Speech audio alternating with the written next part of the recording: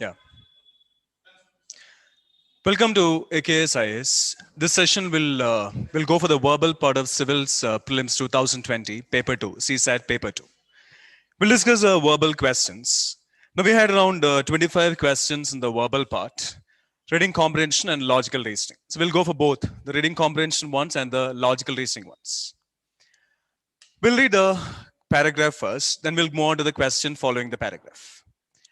In India, over the last decade or so, labor has been departing agriculture, but is only going to construction and unregistered manufacturing, which are not markedly better jobs. Services where labor tends to be most productive are not generating the additional jobs the country needs. India will need 24 million or so jobs over the next decade. The new sector, e-commerce, can at best close only half the jobs gap. Only those sectors that drive domestic demand, such as health and education, can comfortably fill the other half. This is what the paragraph tells us. When you take a question, understand which type of question it is and then move accordingly. Come to the question. Which of the following is best implied in the passage? Now, this is an inferential question. Now, we have discussed many types of questions in the logical reasoning part and the reading comprehension part.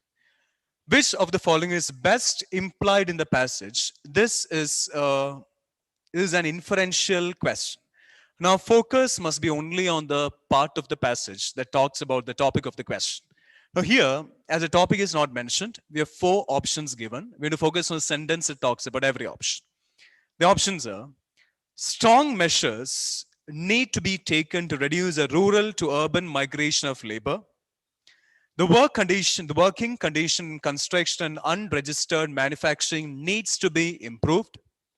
Serving sector has been reducing the problem of unemployment. Increased social sector spending is imperative. Imperative means like important, necessary, vital. Is imperative for large-scale job creation. Now, these are the 4 options given. This is an inferential question. Now, all the concepts of reading comprehension must be thought about when you approach an inferential question.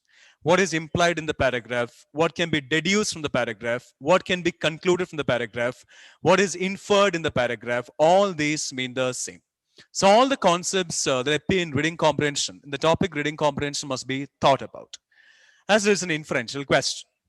Now, option A says, strong measures need to be taken to reduce the rural to urban migration of labor. Now, need to is a modal telling us about a compulsory action.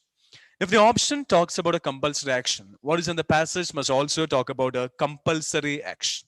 If we just go back to the paragraph, nowhere in the paragraph we find anything talked about as a compulsory thing. There's nothing talked about as a compulsory thing in the paragraph. Based on that concept, option A can be eliminated. Come to 2. The working condition in construction and unregistered manufacturing needs to be improved, needs to the same thing, a model telling us about a compulsory action. Now here, the mention about working construction, the working condition in construction and unregistered manufacturing is talked about towards the beginning of the passage. Now here we have mentioned about manufacturing and unregistered manufacturing and construction.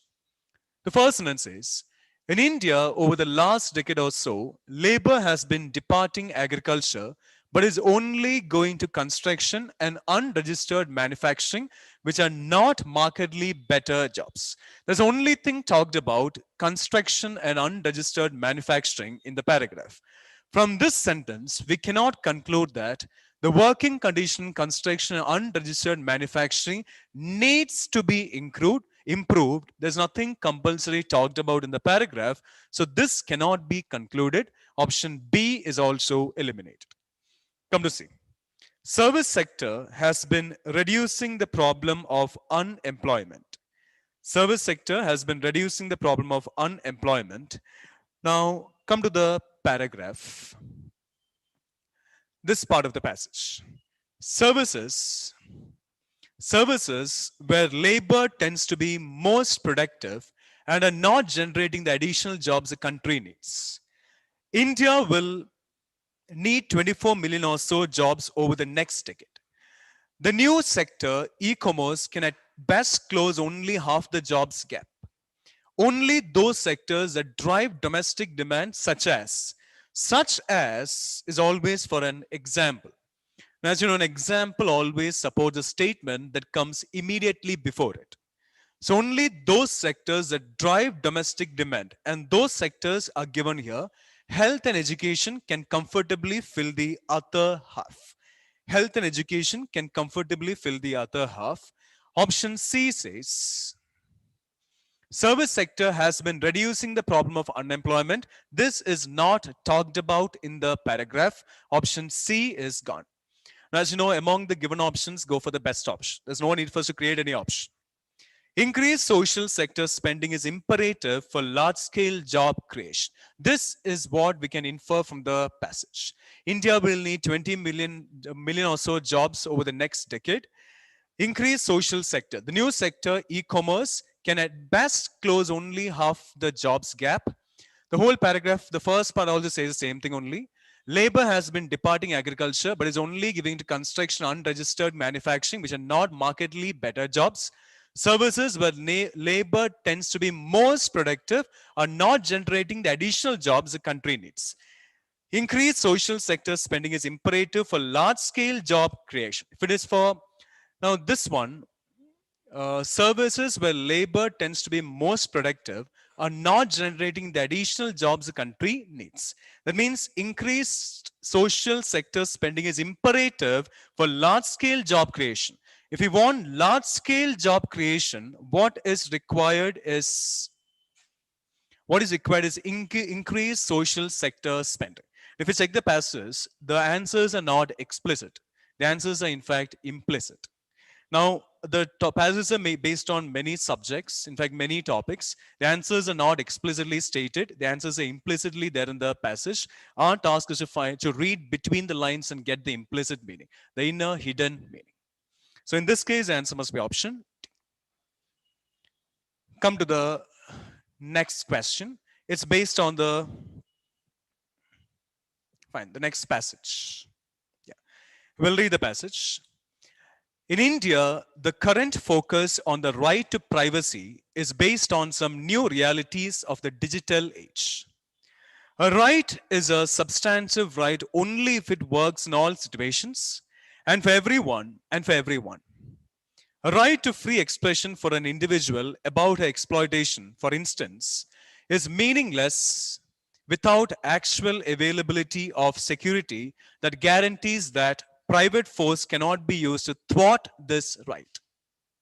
The role of the state, therefore, is not just to abstain from, prevent itself from, refrain from, to abstain from preventing rightful free expression. Rightful free expression, but also to actively ensure that private parties are not able to block it. The question is, on the basis of the above passage, the following assumptions have been made. Now here, on the base of the following passage, the following assumptions have been made. This is an assumption question. Now in the case of an assumption question, we need to assume based only on the details given there in the passage. Means our assumption must be based only on the details given there in the passage. In the case of an assumption question, the option that we go for as the answer, there must be a mention about the content of the passage and some detail must go beyond the passage. And the detail that goes beyond the passage becomes our assumption. This is how we need to approach an assumption-based question. So this is an assumption-based question. Which of the following assumptions is or are valid? Come to first one. State should have some institutions to ensure its appropriate role in a digital society. Now the passage says, The role of the state, therefore, this statement of the passage. The role of the state, therefore, is not just to abstain from preventing rightful free expression, but also to actively ensure that private parties are not able to block it. One says, state should have some institutions to ensure its appropriate role in a digital society. This is in a way talked about in the paragraph. There's nothing in the option one that goes beyond the paragraph. It is an assumption based question. Some detail in the option must go beyond the paragraph. One can be ruled out based on that. Now the options given are 1 and 2, 3 only, 1 and 3, 2 only. One can be ruled out based on that options A and C are eliminated. Now we have only two options left, B and D. B says 3 only, D says 2 only. Fine. Come to option 2. State should ensure that private parties do not violate the citizens' right to privacy. The last part of the passage says, in fact, in the case of an assumption question, if the topic doesn't ask us to assume based on a particular topic, if the question doesn't ask us to assume based on any particular topic, our assumption must be based on the last sentence given there in the passage. That means the option that we select, there must be mention about the last sentence, right? If the question asks us to assume based on a particular topic, we need to focus only on the sentence where the topic is talked about. In this case, the question is not asking us to assume based on any particular topic. So we need to focus on the details given there in the last sentence of the paragraph. I'll read option 2 once again. State should ensure, option 2, no, this is wrong in fact. Now one is, this is option 2. This is sentence 2, this is sentence 3. This is a question, forget about it. Sentence 1 is state should have some institutions to ensure its appropriate role in a digital society. This is ruled out. Come to statement 2. States should ensure that private parties do not violate the citizens' right to privacy. The last statement, the role of the state, therefore, is just not to abstain from preventing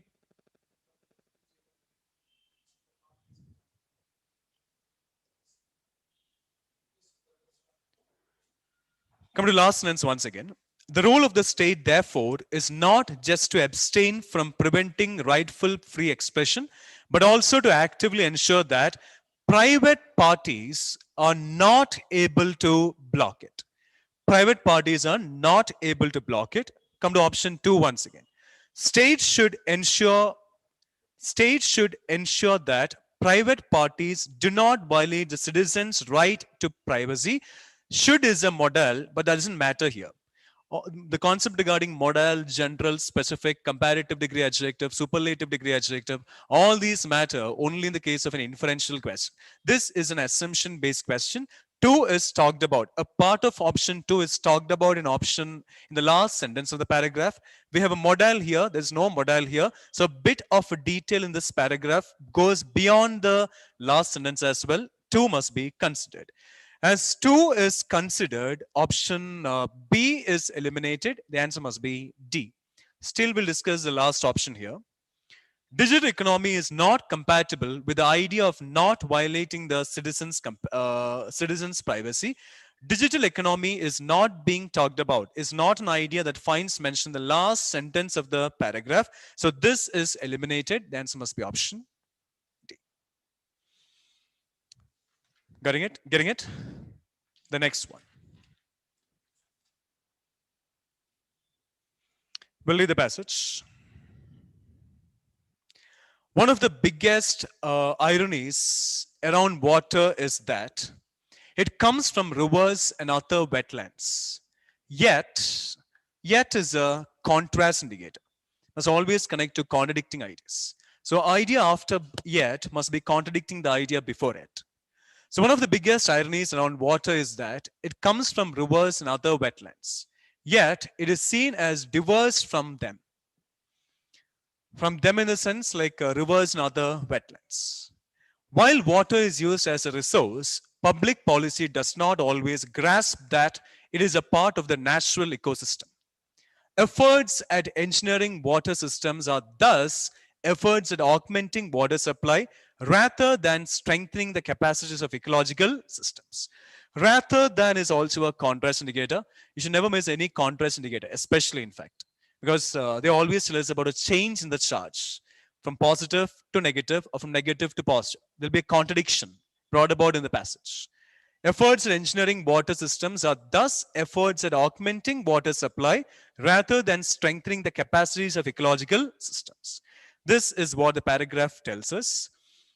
Come to the question. Which of the following is the most logical and rational inference that can be made from the above passage? Now here, more than one inferences may be possible, right? But we are asked to find out the most logical and rational inference that can be made from the above paragraph. Come to the options now. Come to A.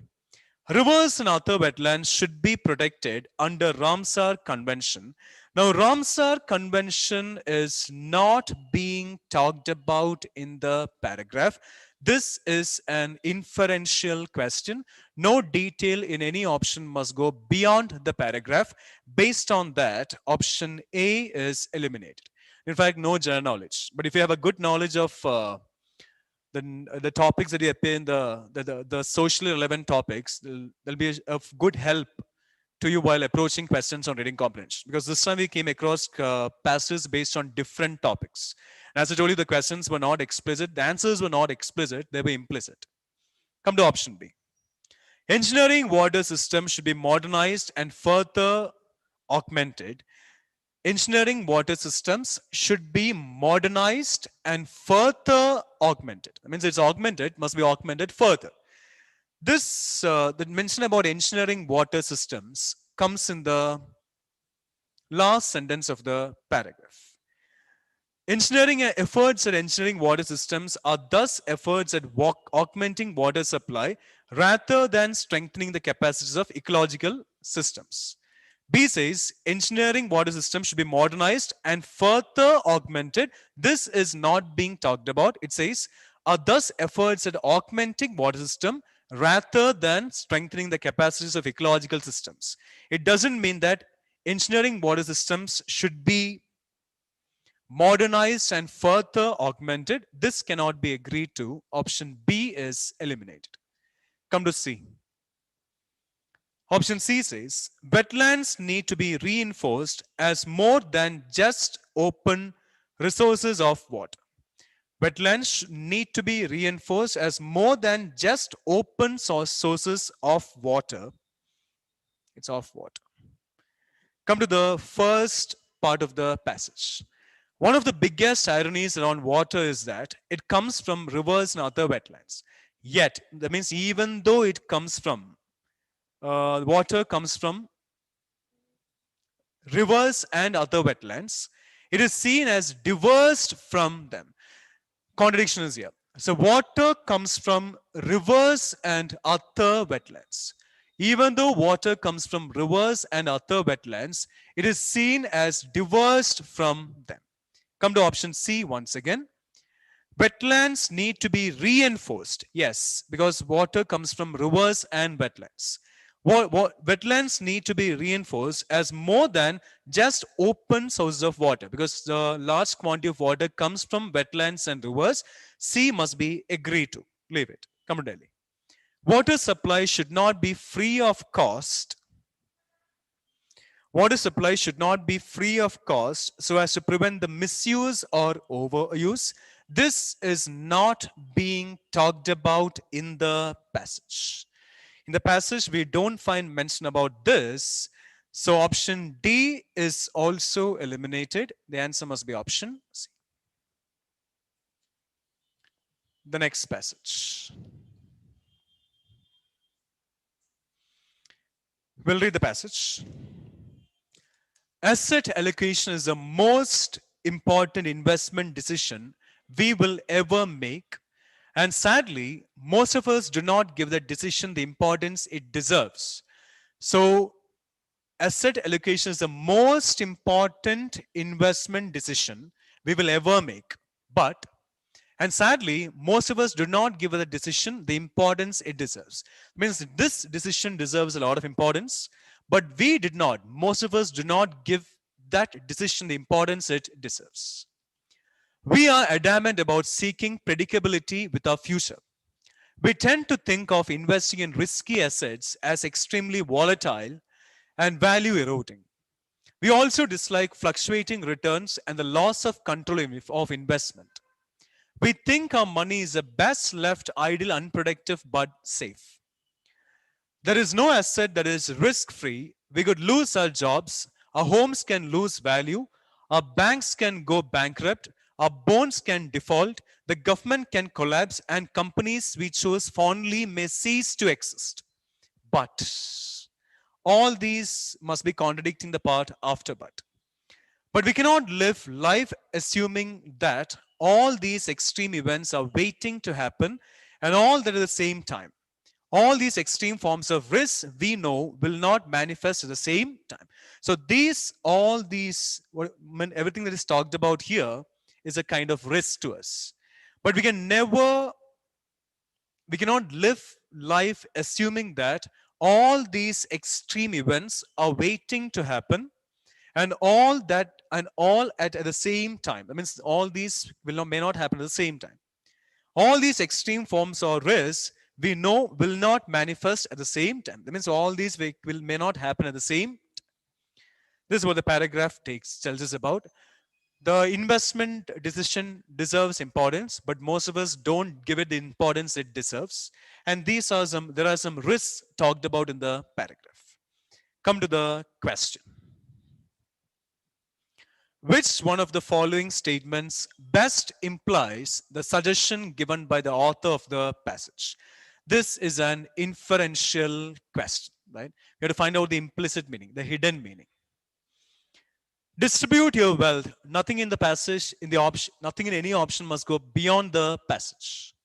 Distribute your wealth across different kinds of assets so that your risk would be minimized. Nowhere in the part where we find mention about risks, option A is talked about. Distribute your wealth across different kinds of assets is not being talked about in the part where we find mention about risks. Option A contains mention about some details that go beyond the paragraph. Option A is eliminated. Inferential question. Come to B. Risk-taking behavior should be a necessary component of your personality if you want to generate wealth. Now, the last part of the passage says, we cannot live life. All these are risks talked about. We think our money is best left idle, unproductive. Right? All these are risks talked about. There is no asset that risk-free. There is no asset that is risk-free. That means we must be in a position to take up risks. And we should never live our life thinking that all these risks will happen at the same time. B says, risk-taking behavior means we should be in a position to take up risks, to take up challenges that we come across. Risk-taking behavior should be a necessary component of your personality. Yes, only then we can live our life happily. If you want to generate wealth, at the same time, all these extreme forms of risk we know will not manifest at the same time. So if you're making an investment, be sure that you're going to take some risks. But only if you're in a position to take up risk in your life, you can make wealth as well. B can be inferred from the paragraph. Leave it there. Come to C. While making investments, find a trustworthy asset management organization which would manage your wealth for you. That's nothing talked about an organization managing the wealth for you. It's about we manage our wealth by taking up risks, right? So option C is ruled out. You should know that investing your money is a risky business. The passage talks about how we should adapt ourselves to risks. Because we know that we are going to face risk, but how we are going to lead a life adapting ourselves to the risk, that is what is talked about in the paragraph. So when you compare B and D, the better option here must be B and not D. The answer must be option B. The next one. We'll read the paragraph quickly. Although most of the genetically modified crops cultivated now are genetically engineered for a single trait, a characteristic. In future, crops genetically engineered for more than one trait will be the norm. Thus, biotechnology's role in agriculture and the regulation of the same cannot be understood solely in the context of the current generation of GM crops. Now, thus is a cause and effect indicator must always connect a reason and a result. Here it says, crops generally genetically modified for more than one trait will not be the norm. Thus, the result is biotechnology's role in agriculture and the regulation of the same cannot be understood solely in the context of the current generation of GM crops. Instead, so what we need to do instead of doing this is talked about here. Instead, there's a need to take a comprehensive look. It means instead of doing this, we have to go for a comprehensive look. There's a need to take a comprehensive look, taking into account various aspects, including, and which those aspects are, is given here, including socioeconomic impacts. So we should take all these into consideration, all these aspects into consideration. Socioeconomic impacts, so that the potential of the technology can be harnessed while minimizing negative impacts.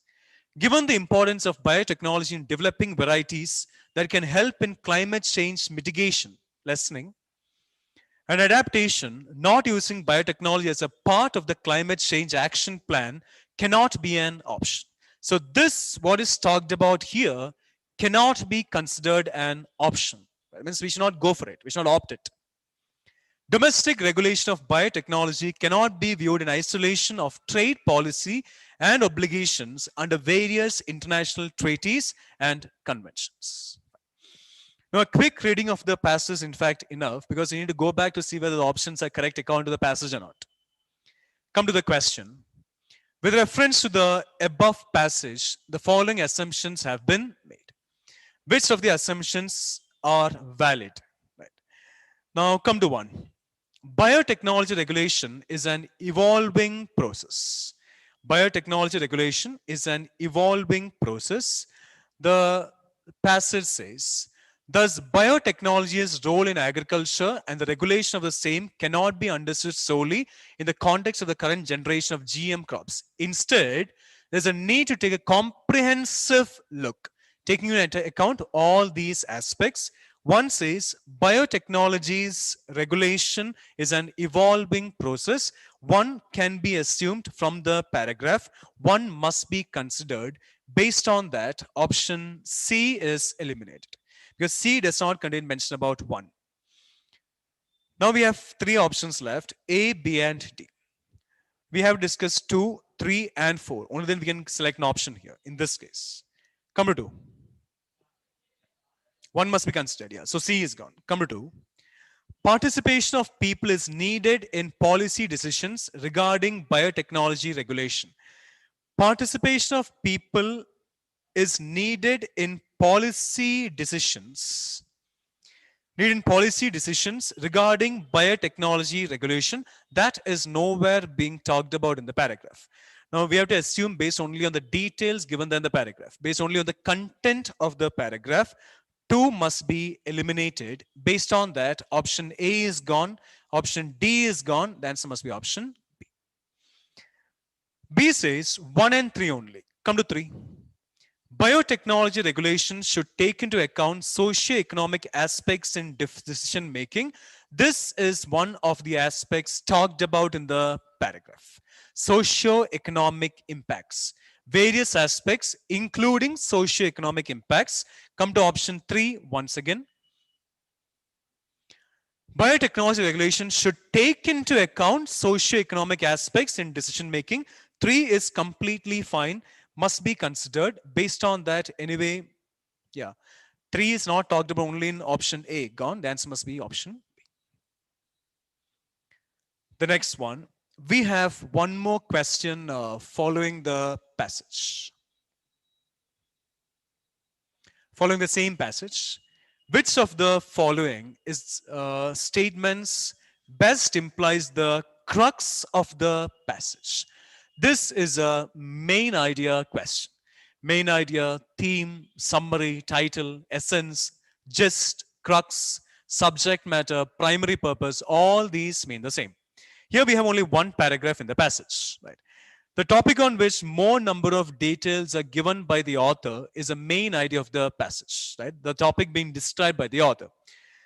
Now here, the options are, now as you know, the whole passage talks about the effect or the role of biotechnology. The whole passage talks about the role of biotechnology. So option that we go for undoubtedly must contain mention about biotechnology. Based on that, we can eliminate two options. In option A, biotechnology is not being talked about. D says the negative impacts of not biotechnology are not the negative impacts of not is not that the negative impacts of biotechnology are not properly. It's a printing mistake in the options here. The question paper says are not properly understood. Option D is wrong, in fact. The question says the negative impacts of biotechnology are not properly understood. According to the passage, we are not talking about the negative impacts. We are talking about all the role played by biotechnology. Based on that, option D is eliminated. Now, come to Bombay. Biotechnology is not currently used in climate change mitigation and adaptation mechanisms. You are saying that we should understand the role of biotechnology. That is what the option says, because we need to take a comprehensive look. We have to go for a comprehensive look. B says biotechnology is not. The next one, yeah. Biotechnology is not currently used in climate change mitigation and adaptation mechanisms. Option B is eliminated. Come to see. Biotechnology's role is not confined. The whole passage talks about biotechnology's role. And this is a topic on which most number of details are given by the author in the passage. Biotechnology's role is not confined to the current priorities of developing GM crops. Yes, it is not confined to the cannot be understood solely in the context of the current generation of GM crops. Understand meaning? Cannot be understood solely in the context of the current generation of GM crops. Instead, there's a need to take a comprehensive look, right? And what that comprehensive look is given in this part of the passage. Come to option C once again. Biotechnology's role is not confined to the current priorities of developing GM crops. Completely fine according to the passage. And the whole passage is talking about the role played by biotechnology. C must be considered. Here the answer must be option C. Getting it? The next one.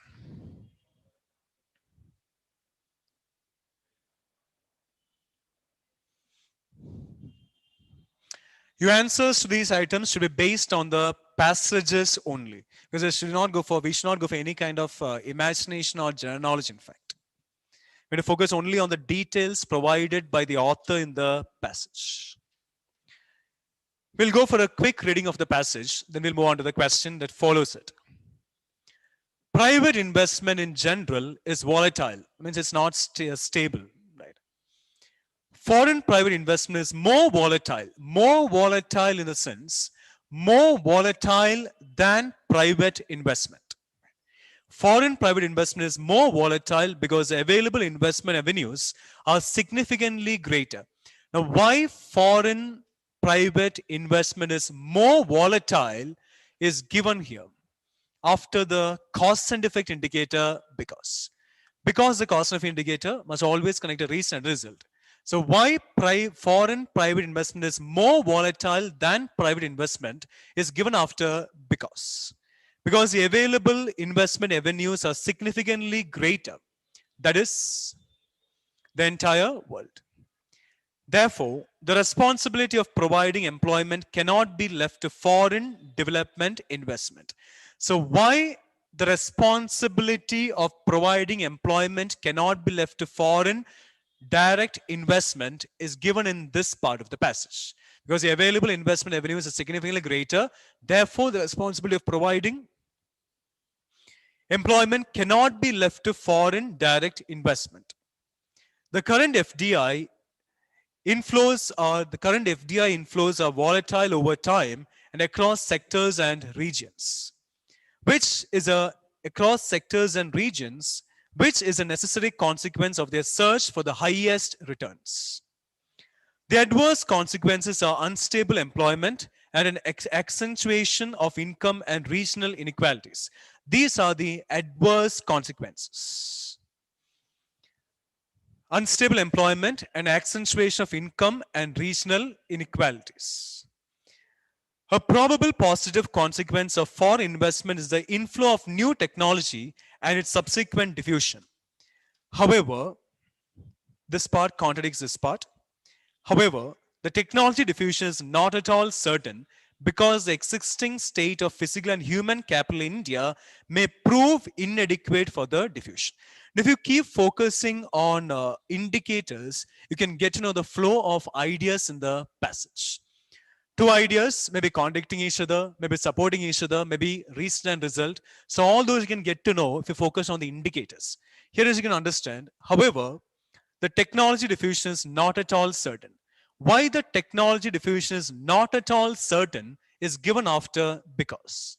Because the existing state of physical and human capital in India may prove inadequate for the diffusion. Negative reason, negative result. It's always negative reason, negative result, or positive reason, positive result. Fine. Come to the question.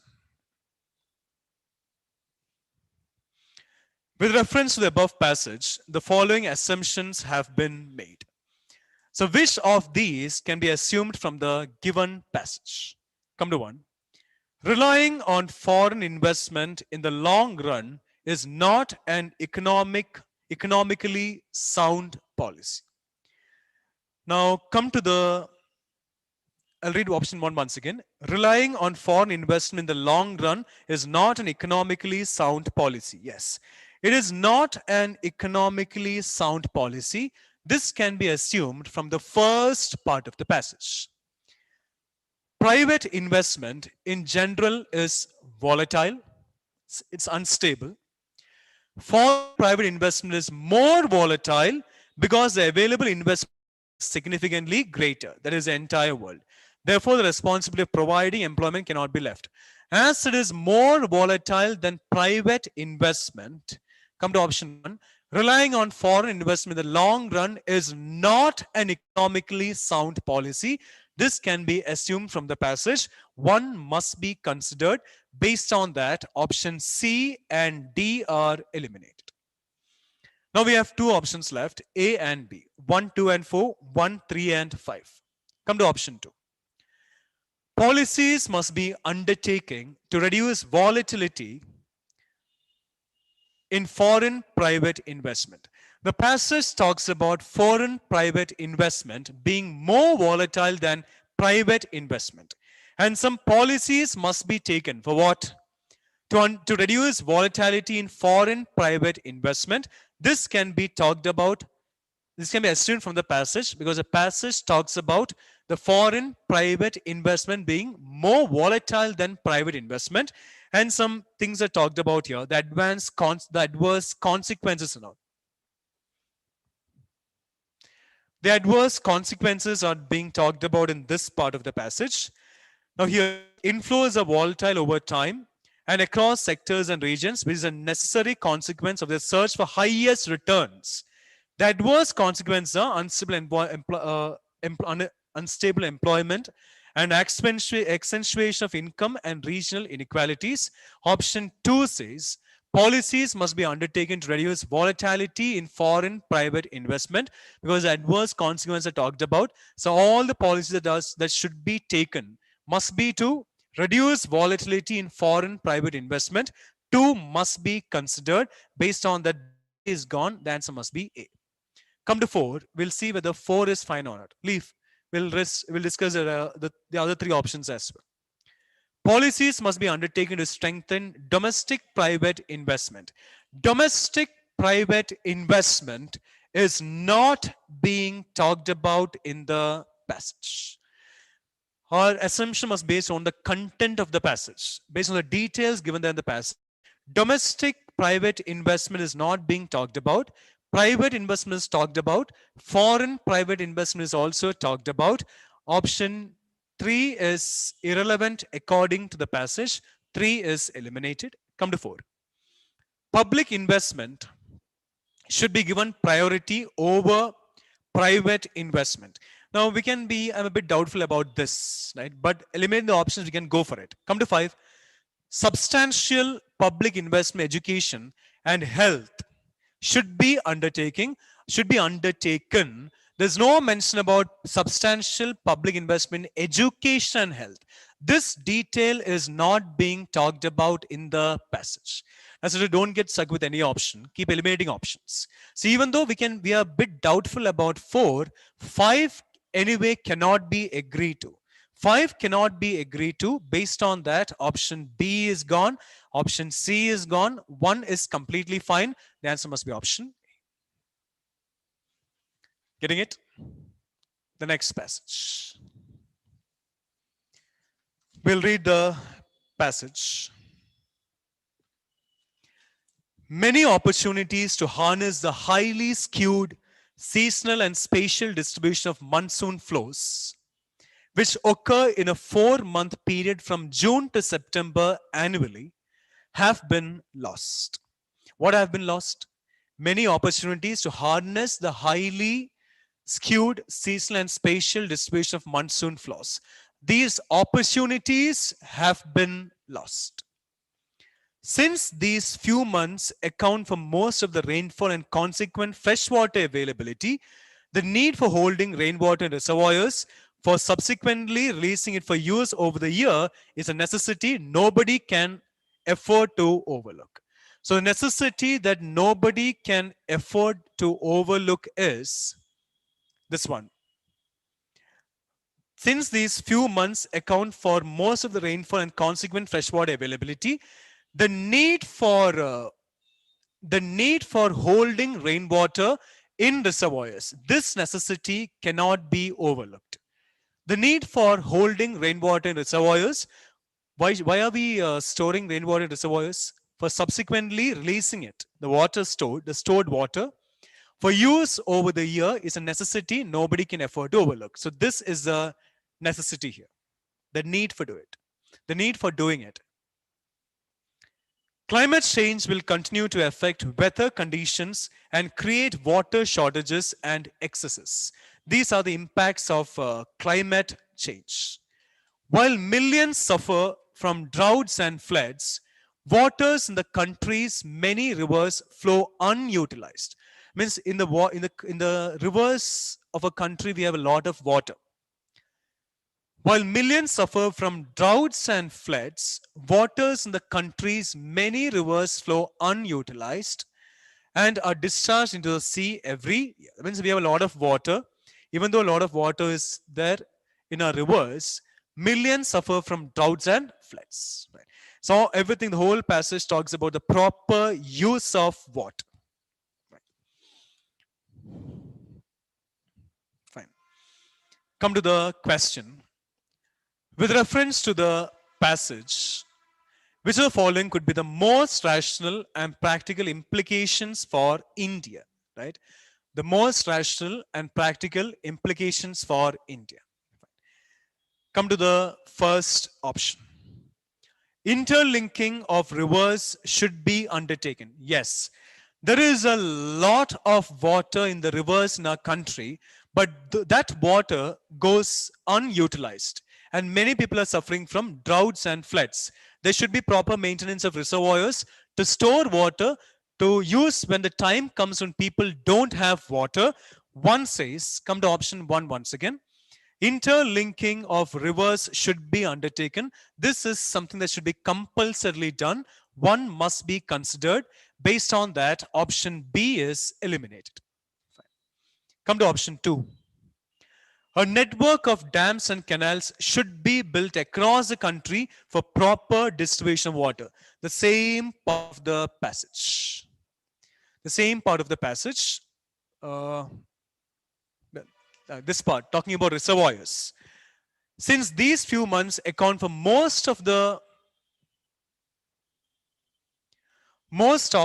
it's not R, it's F. Most of the rainfall and consequent freshwater availability, the need for holding water in reservoirs is something that is compulsory. Right. Come to option 2 once again. 2 says, a network of dams and canals should be built across the country for proper distribution of water. To use when we come across a situation when we don't have water, 2 also must be agreed to. Based on that, option C is eliminated. Fine. Now we will check whether 3 and 5 are correct or not. Come to 3. Farmers should be provided easy loans for digging borewells. Farmers being given easy loans for digging borewells is nowhere talked about in the passage.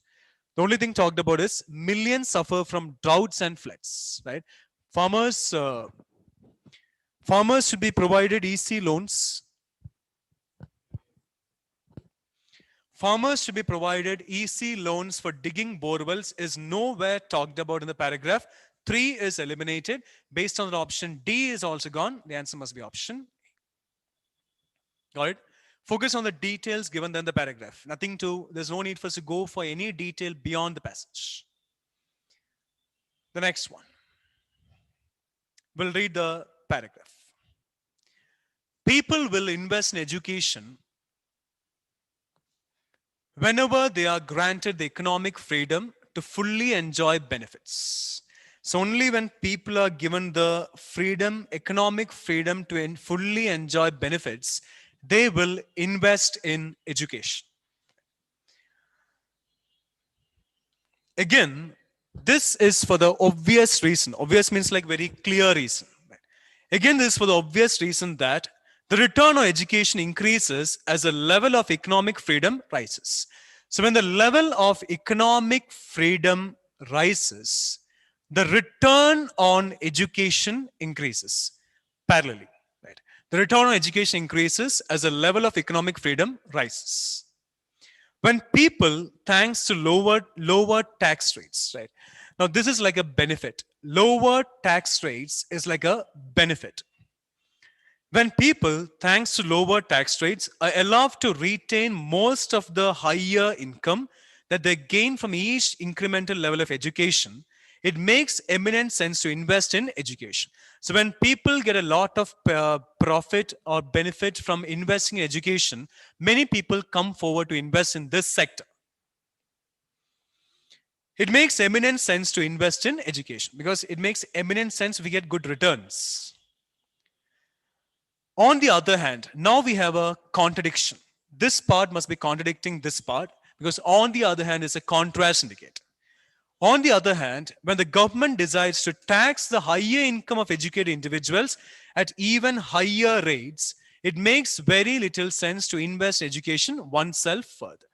Very little sense means, in a way, no sense, right? When the government decides to tax the higher income of educated individuals at even higher rates, they collect a lot of tax from the educated individuals, it makes very little sense, in a way, no sense, to invest in education, educating oneself further. The same incentives, because if a person is educated, the government tax charges higher tax from that person.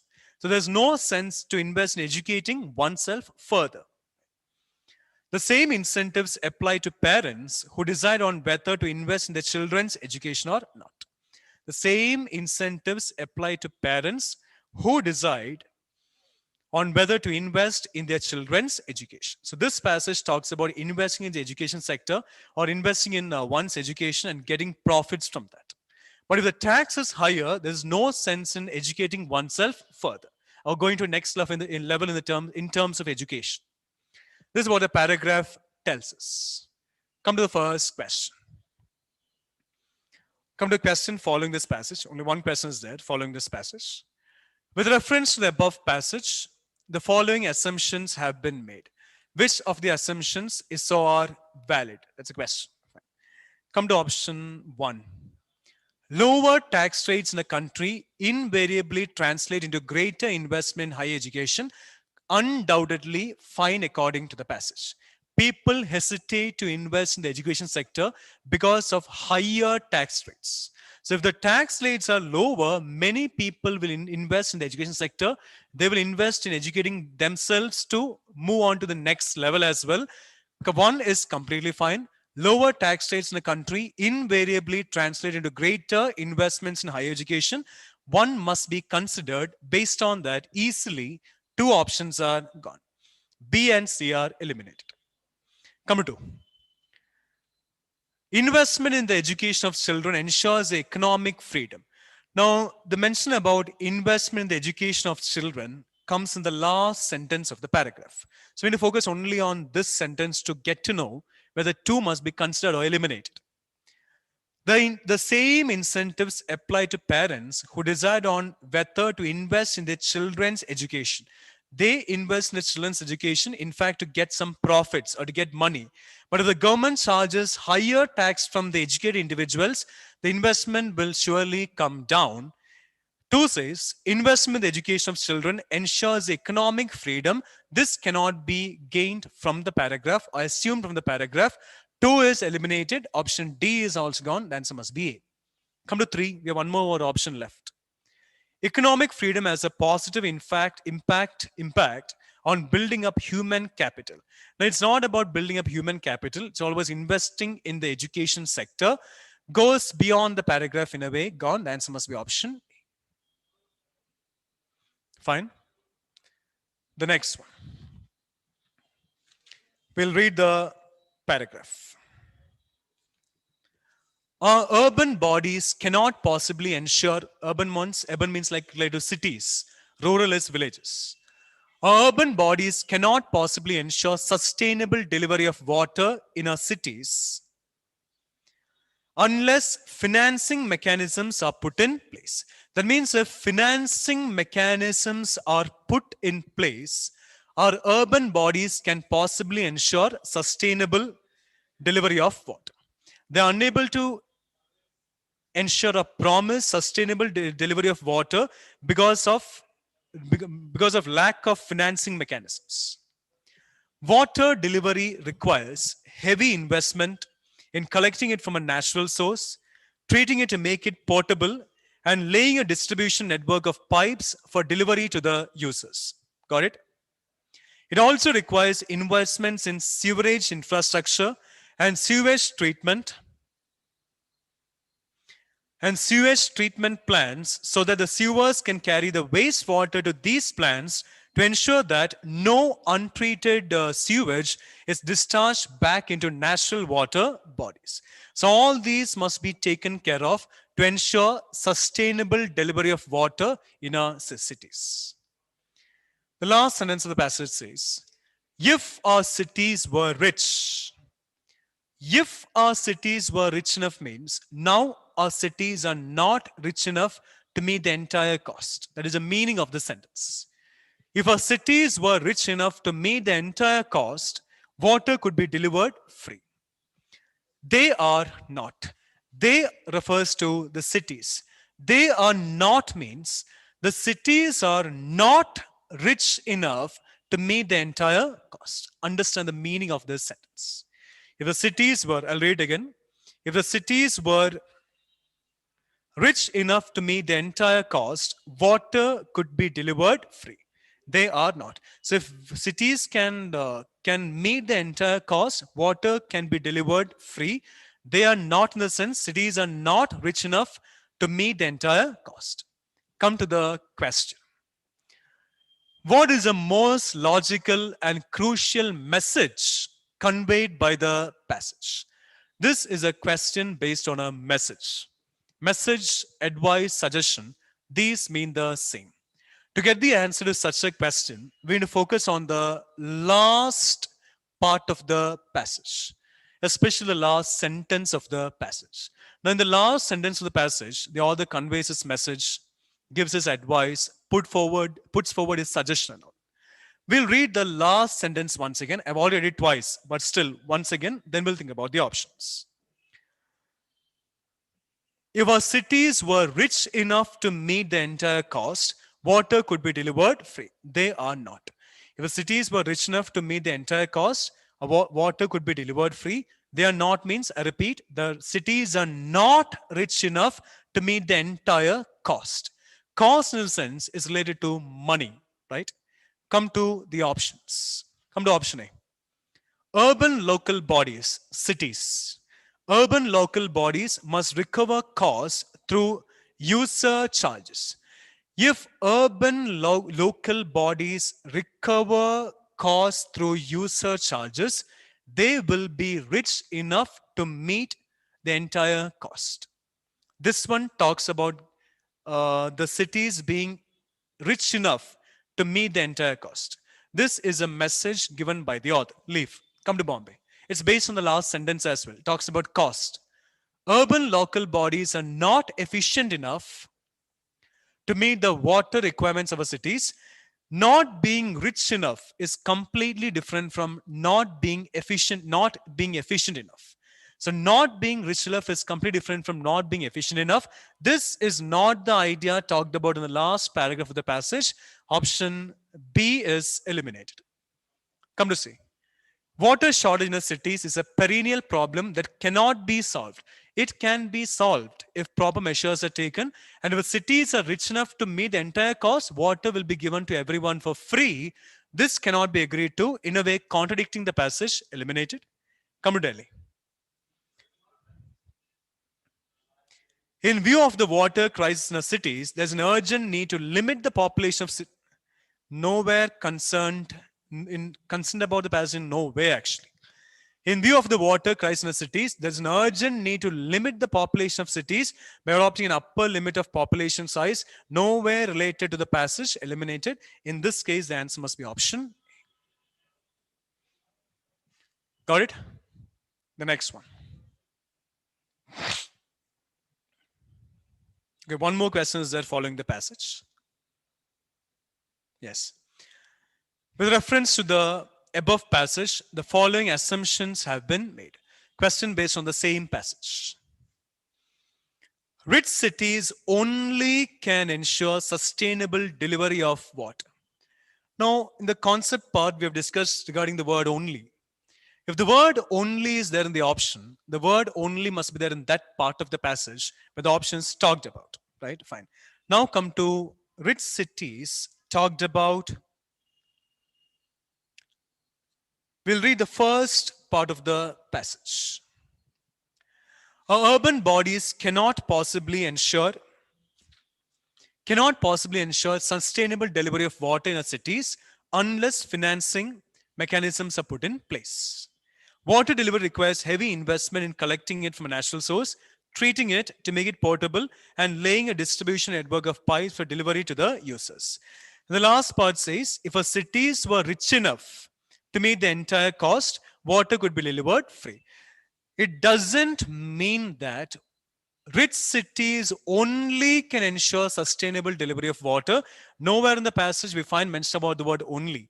If the cities were rich, they could provide water for free. They could meet the entire cost.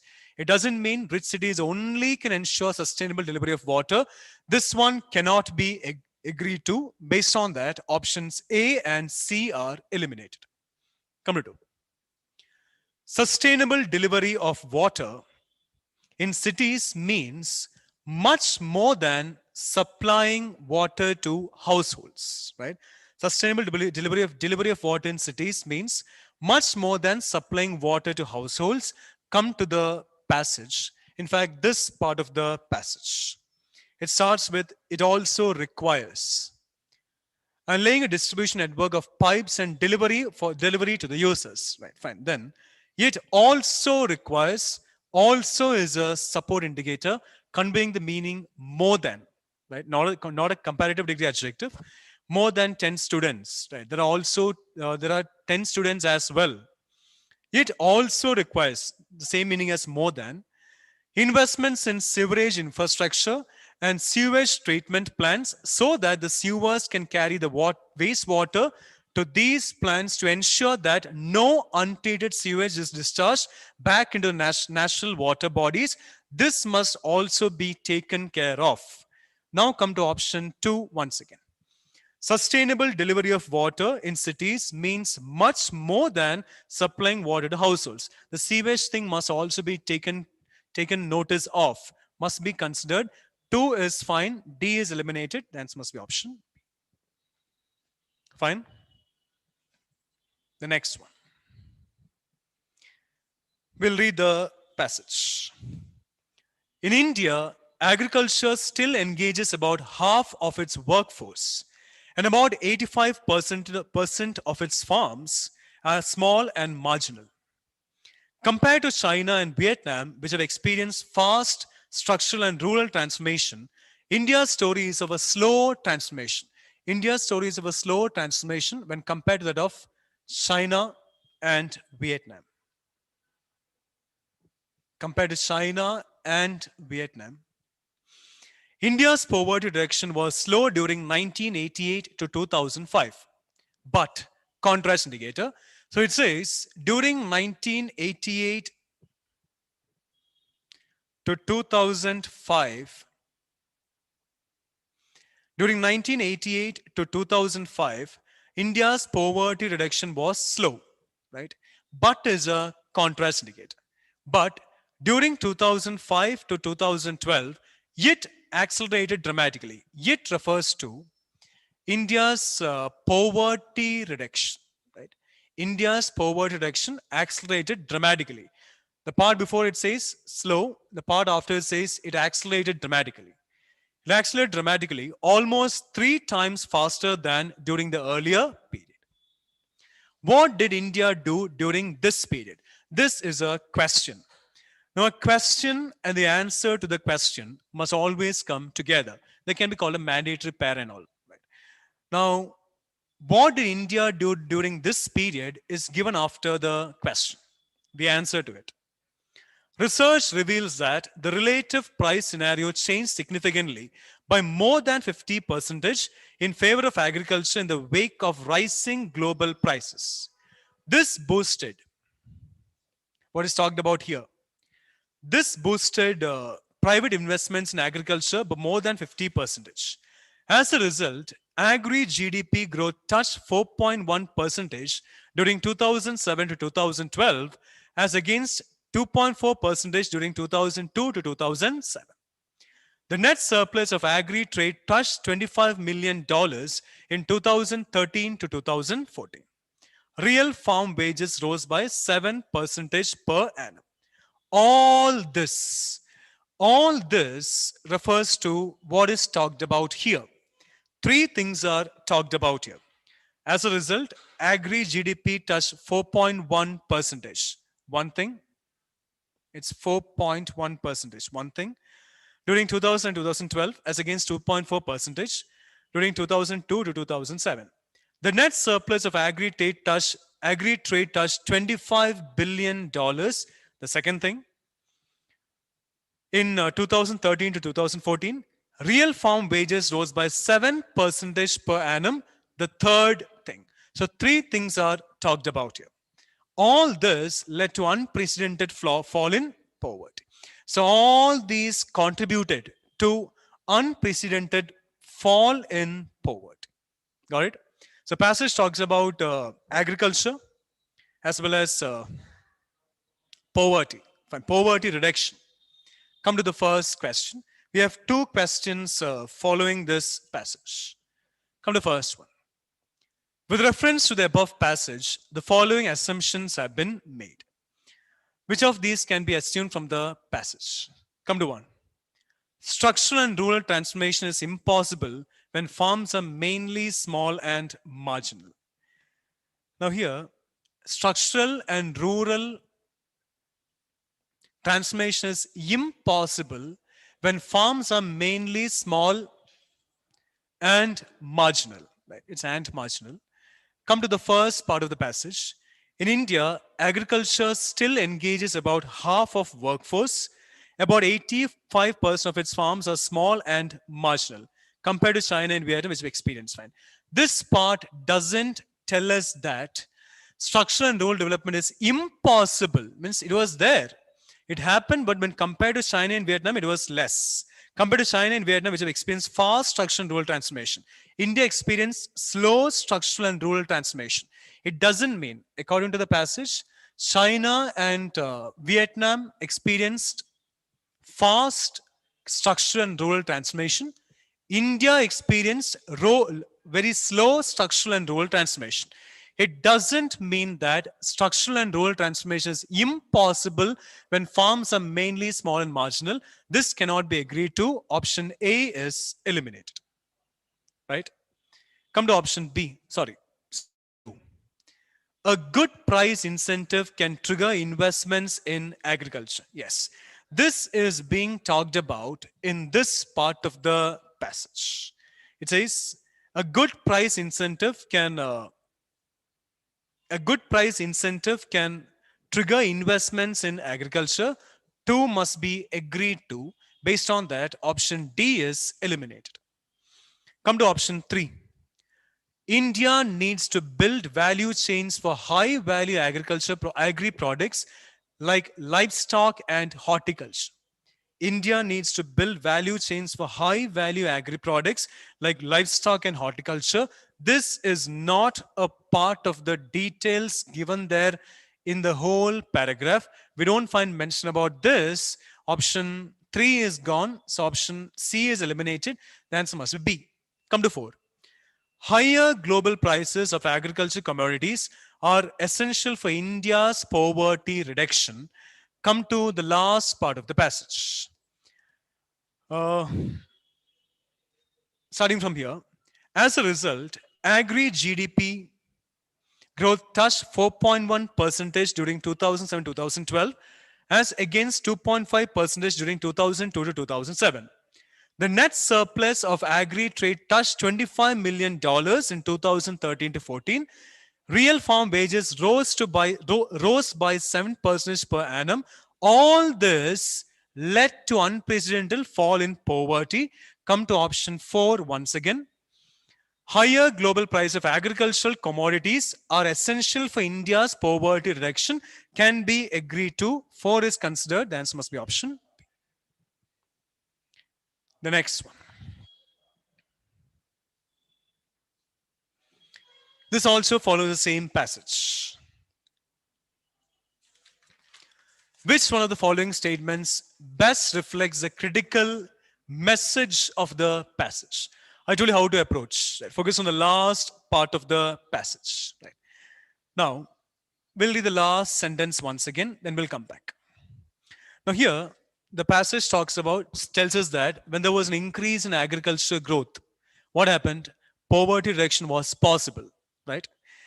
This is what the paragraph told us, in fact. Right?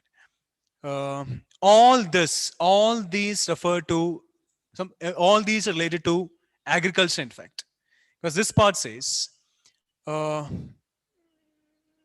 sentence in the passage starting with India's poverty reduction. India's poverty reduction. Yeah, here. India's poverty reduction was slow during 1980 to 2005, but during 2005 to 2012, it accelerated dramatically, almost 3 times faster than during the early period. Research reveals that the relative price scenario changed by more than 50% in favor of agriculture, 60% more than 50% in favor of agriculture in the wake of rising global prices. And the result of rising global prices, these led to unprecedented fall in poverty. So growth in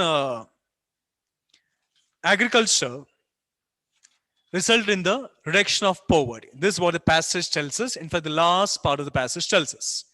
Come to the options. India should create large-scale off-farm rural employment to reduce poverty in the near future. This is not an idea talked about in the last part of the passage. Anyway, like agriculture is not being talked about here. Option A is eliminated. Come to B. India should create a large number of farmer producer companies. Poverty reduction is not being talked about. Agriculture is also not being talked about. The whole passage talks about the relation between the growth in agriculture and reduction in poverty. These two entities are not being talked about in B. Option B is eliminated. Come to C. Private investment in agriculture should be given priority over public investment. There's no mention about public investment in the paragraph. This cannot be agreed to. Gone. Come to Delhi. Inclusive agricultural growth is key to reduce poverty in the near future. Agricultural growth is talked about, poverty reduction is talked about, and how agricultural growth is talked about is how agricultural growth helps poverty reduction is the main idea of the passage or the message conveyed by the author. The answer must be option D. The whole passage, in fact, revolves around this topic. The next one.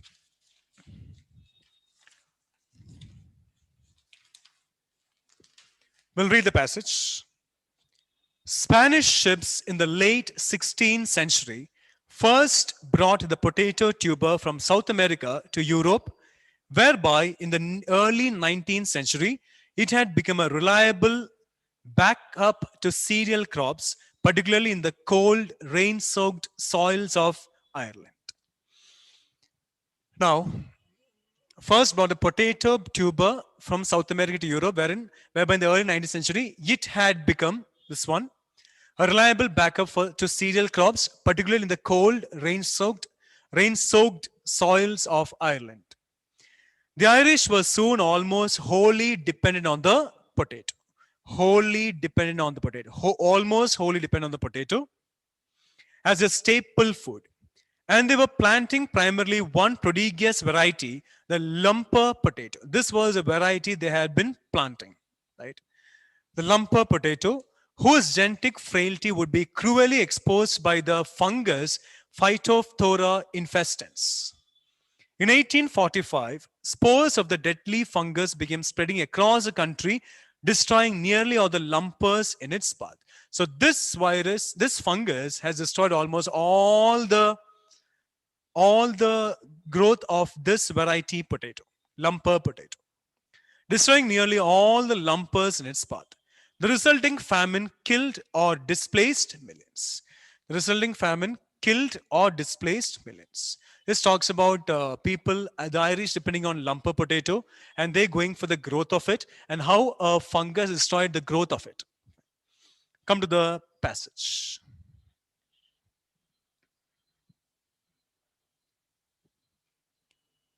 Come to the question following this.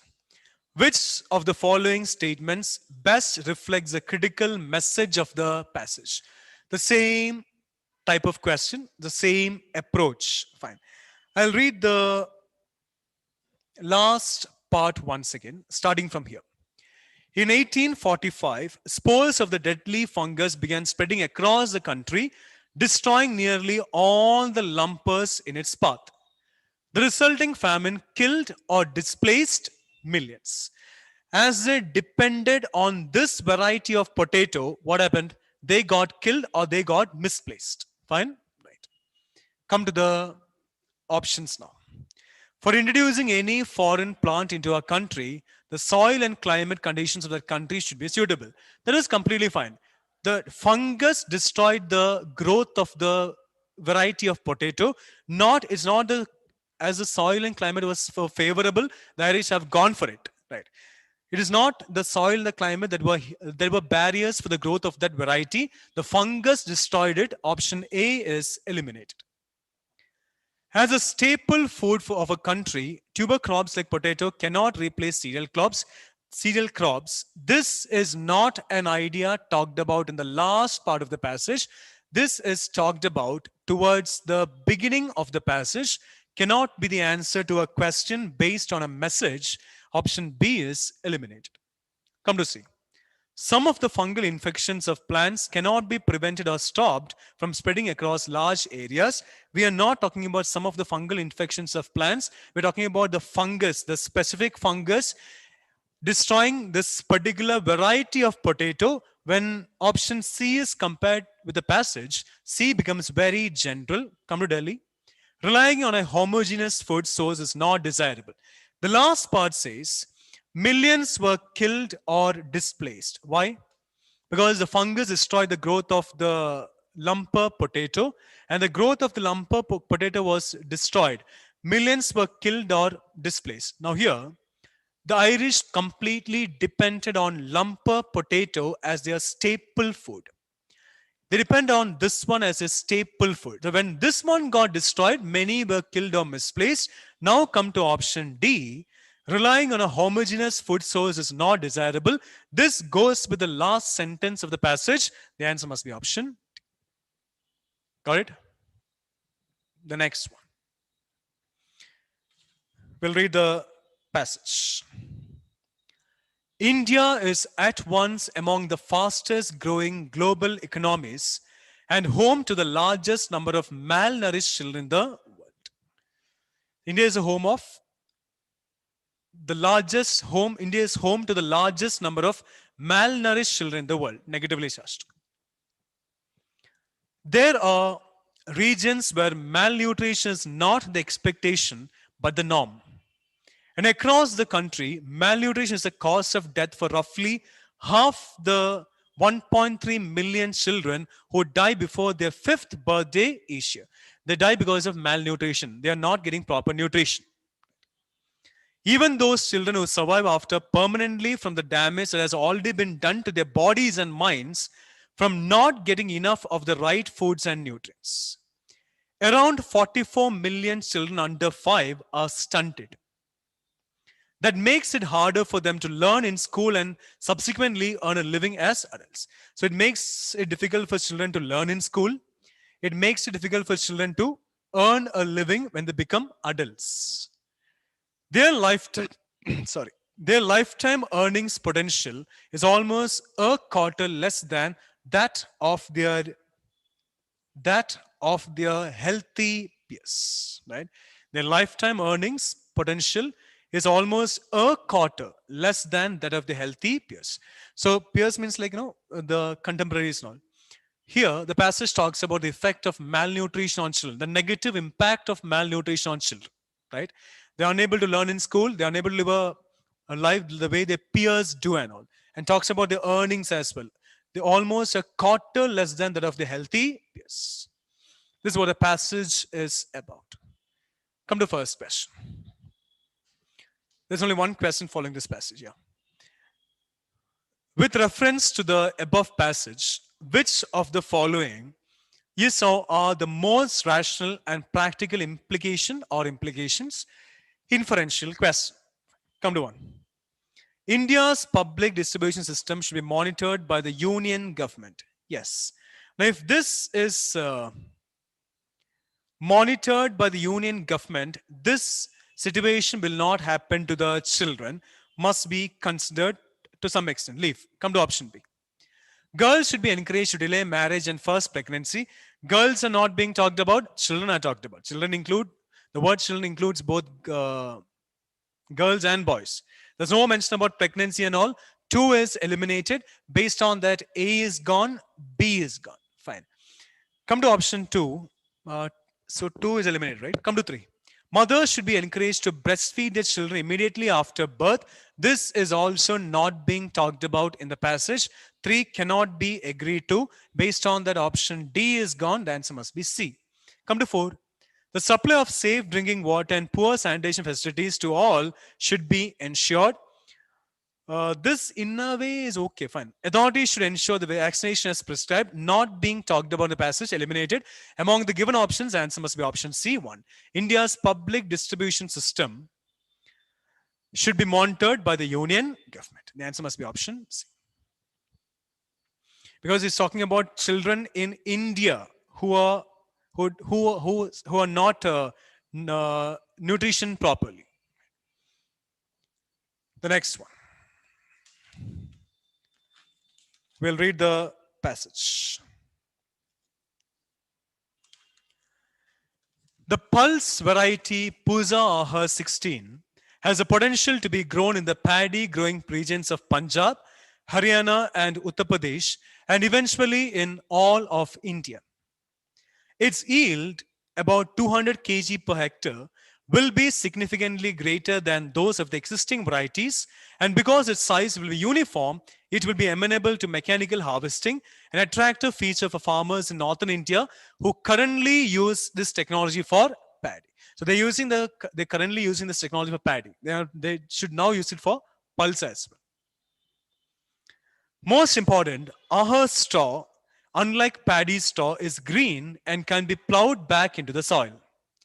In paddy straw, the problem is the high silica content, which does not allow for easy decomposition.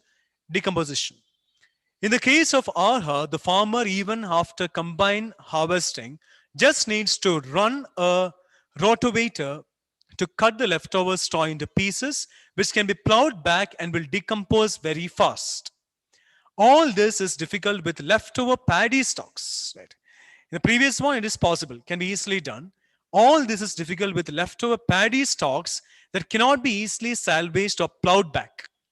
Farmers therefore choose the easiest option by simply burning it. So the easiest option here for the farmers is simply burning it. The paddy stocks, leftover paddy stocks. Come to the first question.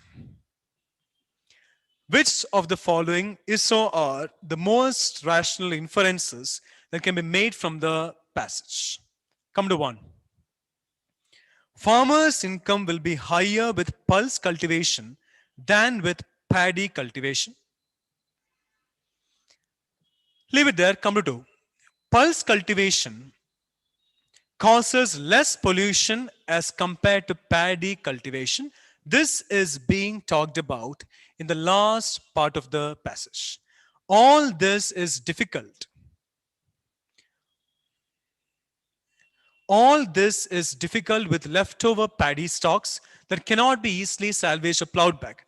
Farmers therefore chose the easiest option, simply burning it. Come to option 1 once again. Option 2, pulse cultivation causes less pollution as compared to paddy cultivation. 2 must be agreed to. Based on that, option B is eliminated, option D is eliminated. Now there is no need for us to discuss 3. We can just discuss option 5 because A and C contain mentions about both 2 and 3. Come to 5. Mechanized agriculture is the main cause for stubble burning. Mechanized agriculture is a main cause for stubble burning. Come to the last part of the passage itself. Now here, mechanized agriculture is a main cause for stubble burning. The passage says,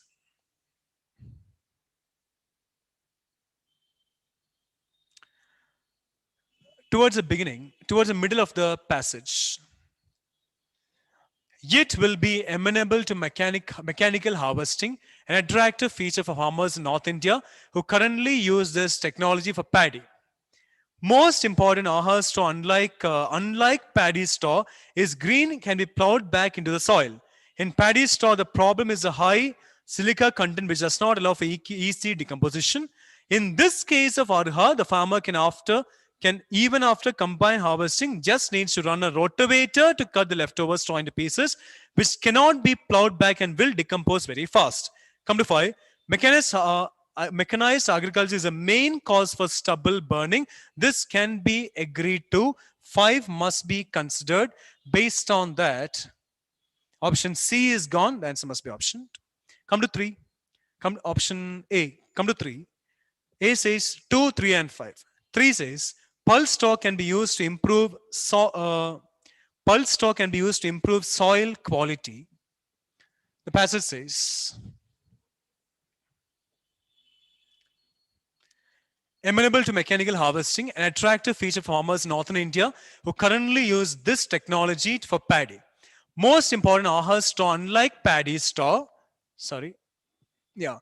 aha straw, unlike paddy straw, is green and can be plowed back into the soil. Option 3 says pulse straw can be used to improve soil quality.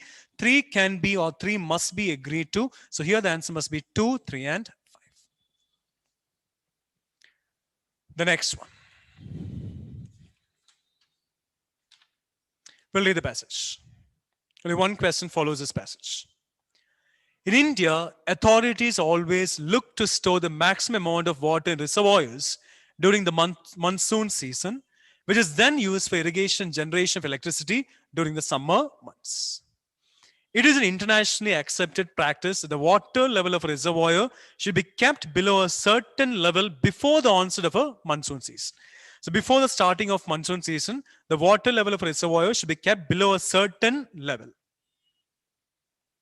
This is so that, means why it should be done is given here. This is so that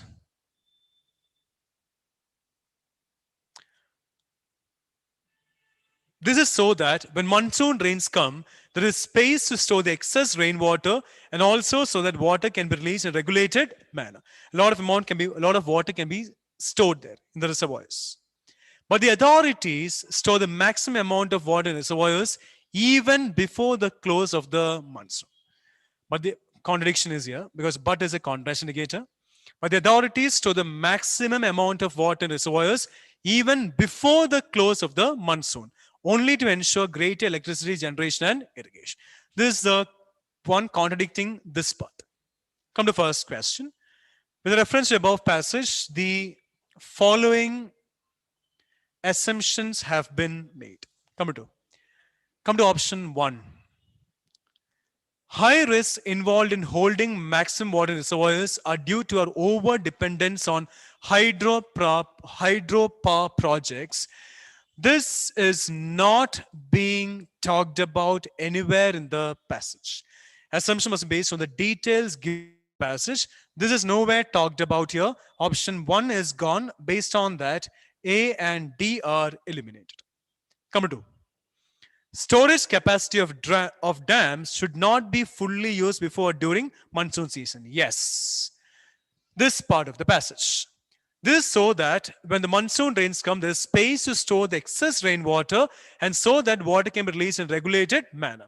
But what the authorities do is, the authorities store the maximum amount of water in reservoirs even before the close of the monsoon. Come to option 2 once again. 2 says, storage capacity of dams should not be fully used before or during monsoon season. Completely fine, can be assumed from the passage. 2 must be considered. Based on that, option C is gone. The answer must be option B. Come to 3. Still we'll discuss 3. We got the answer, but still. Role of dams in flood control is underestimated in India. There's no mention about flood control here. We're talking about storing water to use during the summer season. Right. Eliminated. The answer must be option. Come to the next passage. Economic liberalization in India was shaped largely by the economic problems of the government. Understand the meaning. Economic liberalization in India was shaped largely by the economic problems of the government than by the economic priorities of the people or by the long-term development objectives. Clear? I'll come back to it. Thus is a cause and effect indicator. Because of this, what happens is given after thus. Thus, there were limitations in the conception and design which have been subsequently validated by experience. Why were there limitations in conception and design? There were limitations in conception and design because environmental liberalization in India was shaped largely by the economic problems of the government. As economic liberalization in India was shaped largely by the economic problems of the government, there were limitations in conception and design. Jobless growth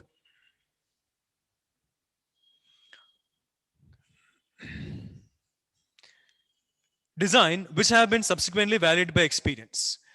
Now, jobless growth, persistent poverty and rising inequality have mounted as problems since economic growth began. Now, since economic growth began, these became problems, like these became more intense actually. What became more intense? Jobless growth became more intense, persistent poverty became more intense, and inequality also became more intense. These have mounted as problems since economic liberalization began. Economic liberalization was based on economic problems of the government. Because of this, all these happened. Since economic liberalization began. And all these years later, four quiet crises confront the economy.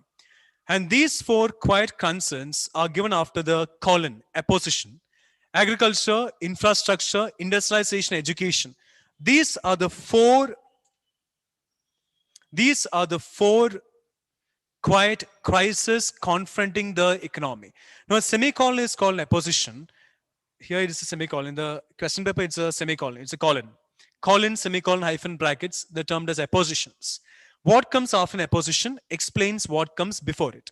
So which the four quiet crises confronting the economy are is given after the apposition: agriculture, infrastructure, industrialization, and education. As constraints on the economy's future prospects. These problems must be resolved if economic growth has to be sustained and transformed into meaningful development. Come to first question. So these problems are happening because economic liberalization in India was shaped largely by economic problems of the government and not by economic priorities of the people or by the long-term development objectives. Long-term development objectives. Come to first question. Which of the following is the most rational and logical inference or inferences that can be made from the passage? It is essential to rethink and redefine the economic role of the state in the quest for development. It is essential to rethink and redefine the economic role of the state in the quest for development. Yes, the economic liberalization in India is based on the economic problems of the government. And this is the reason why all these problems are happening. If the economic liberalization in India is based on the economic priorities of the people or by the long-term development objectives, these problems will not happen. Now come to option 1 once again. It is essential to rethink. Yes, now we have to rethink about it. We have to redefine it. It's essential to rethink and redefine the economic role of the state in the quest for development. One must be agreed to. One must be considered. Based on that, B and D are gone. Come to India has not made effective implementation of its policies in social sectors and made sufficient investments in them. This is not an idea being talked about in the paragraph. Eliminated. The answer must be option. The next question. We have one more question following this passage. With reference to the above passage, the following assumptions have been made. Come to the question. Come to first one. India's economy needs to be greatly integrated with global economy so as to create a large number of jobs and sustain its growth monument. India's economy needs to be greatly integrated with the global economy is not an idea given there in the paragraph. A is eliminated. 1 is gone. So A and C are gone. Come to 2. Economic liberalization. Now here, the passage is about economic liberalization in India, right, and the problems that are happening. Economic liberalization would cause large economic growth, which would reduce poverty and create sufficient employment in the long run. Now, I'll read option 2 once again. Economic liberalization would cause large economic growth, which would reduce poverty and create sufficient employment in the long run. Come to this part of the passage. This part, I'll just start from here. This one, I'll start from thus. Thus, now here, economic liberalization in India is based on the economic problems of the government, right? Not based on the economic priorities of the people or by the long-term development objectives, aims, or the goals. Right? Thus, there were limitations because as economic liberalization in India was based on, was shaped largely by the economic problems of the government. There were limitations in conception and design, which have been subsequently validated by experience. Jobless growth, persistent poverty, talked about here, persistent poverty and rising inequality have mounted as problems since economic liberalization began. Since economic liberalization, which was shaped largely on the economic problems, which was shaped largely by the economic problems of the government began, these problems started mounting, right? Now come to option 2 once again. 2 says, economic liberalization would cause large economic growth, which would reduce poverty. Yes, if it is based on done in a proper manner. That means if it is based on, if it is shaped by the economic priorities of the people or shaped by the long-term development objectives, it would cause large economic growth, which would reduce poverty. Completely fine. Poverty is mounting because the economic liberalization in India is based on the economic problems of the government. Right. Economic liberalization would cause large economic growth, which would reduce poverty. Completely fine, as per the passage, and create sufficient employment in the long run. Sufficient employment in the long run. The same sentence once again. Jobless growth is increasing. That means if it is based on either of these two, the problem of unemployment will not exist. The problem of poverty also will not exist. In the long run, it will be beneficial for the country. It says persistent poverty, everything is increasing only because it's based on this. So if the economic liberalization in India is based on either of these two, poverty will not be there. Unemployment also will not be there. So economic liberalization will cause large economic growth, which would reduce poverty, must be agreed to, and create sufficient employment. The problem of unemployment will not be there. It creates sufficient employment in the long run. 2 is completely fine. Option D is gone. The answer must be option 2. Got it?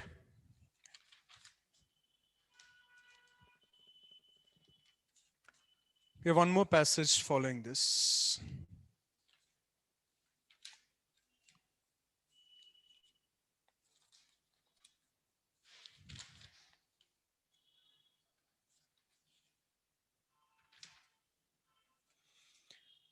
Yeah.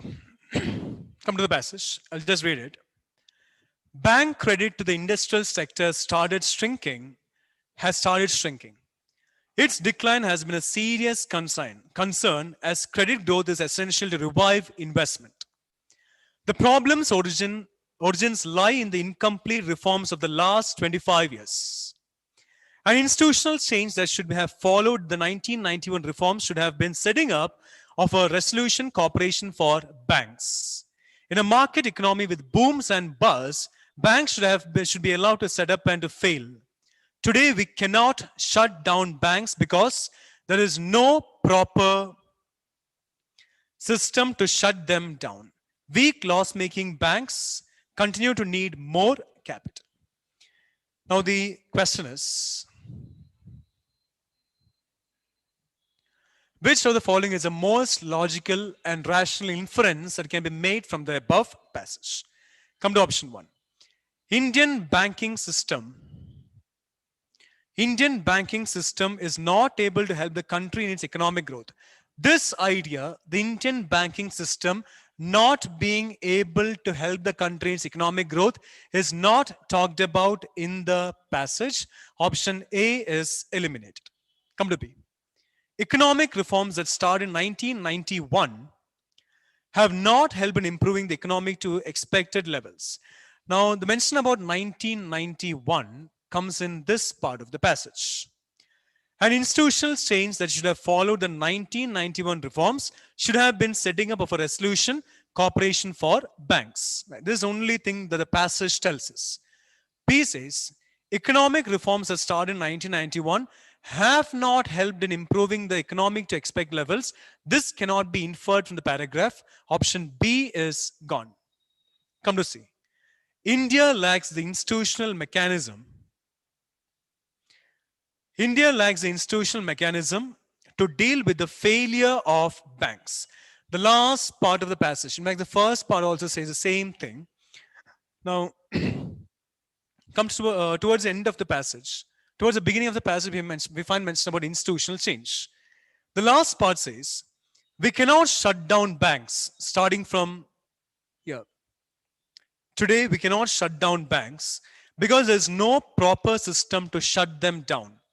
Weak loss making banks continue to need more capital. Come to option C once again. India lacks the institutional mechanism to deal with the failure of banks. Even though banks fail, they cannot shut them down. C must be considered. Leave it. Come to option D. Encouraging the foreign investments in our industrial sector is a good alternative to the sector's dependence on banks for credit. This is not being talked about. Eliminated. The answer must be option C. Getting it? The next one.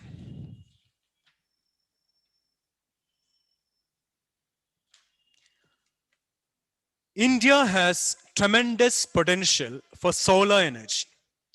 We all realize that we have to stop burning fossil fuels to meet our energy needs.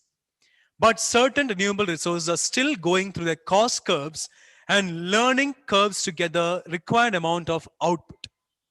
The Indian government has strongly committed to its targets of reducing emissions by 33% by 2030. And towards this, it has initiated a strong push towards a gas-based economy and has also invested heavily in renewable energy. However, business houses, even though this is happening, something is contradicting it. However, business houses are wary of investing too heavily in renewable energy at the time when the technology is not yet ready. Come to the question. Which of the following is the most logical and rational inference that can be made from the above passage? Inferential question. Come to it. India's commitment to reduce emissions by 33% is unlikely to be achieved. Is unlikely to be achieved. Come to the passage. I'll start from here. The Indian government. The Indian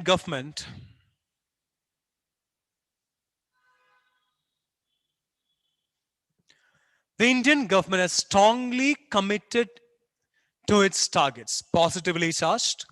The Indian government has strongly committed to its targets is positively charged of reducing emissions by 33% by 2030. And towards this, it has initiated a strong push towards a gas-based economy, has also invested heavily in renewable energy. What is talked about in this context is positively charged.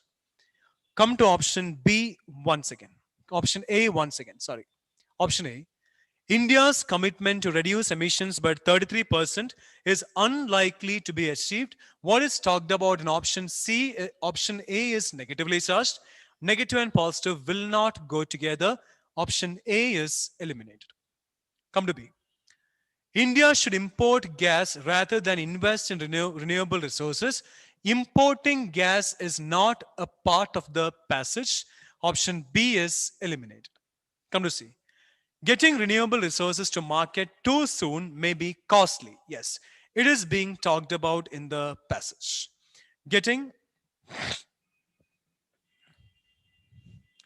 C says, getting renewable resources to market too soon may be costly. This can be inferred from this part of the passage. It says, push towards a gas-based economy and has also invested heavily in renewable energy. Come to option C once again. Getting renewable resources to market too soon may be costly, must be considered. Leave it there. Come to Delhi. India should put in more efforts in the exploration of natural gas. Not talked about. India is already doing that, in fact. The answer must be option C. We have one more question following this passage. With reference to the above passage, the following assumptions have been made. Come to one. Governments often provide inefficient and costly subsidies for technologies that may not be ready in the near future. Negatively charged. In fact, what is talked about the government in the Indian government in this context is positive, right? Option 1 says, governments often provide, maybe government here, governments often provide inefficient and costly subsidies for technologies that may not be ready in the near future. negatively charged, negative and positive will not go together. One is eliminated. Based on that, A and C are gone. Come to option B, the second option. India's commitment of reducing emissions by 33% by 2030 shall be on the basis of gas-based economy. India's commitment of reducing emissions by 33% by 2030 shall be on the basis of gas-based economy. Come to the passage once again, the same part that we read, this part. The Indian government has strongly committed to its targets of reducing emissions by 33% by 2030, and towards this, it has initiated a strong push towards a gas-based economy. Clear? Towards this means reducing emissions by 33% by 2030. Towards this, Indian government has initiated a strong push towards a gas-based economy. Come to statement 2 once again. India's commitment of reducing emissions by 33% by 2030 shall be on the basis of gas-based economy, can be assumed from the passage. 2 must be considered. Delhi is gone. Answer must be option B. 2. The next one.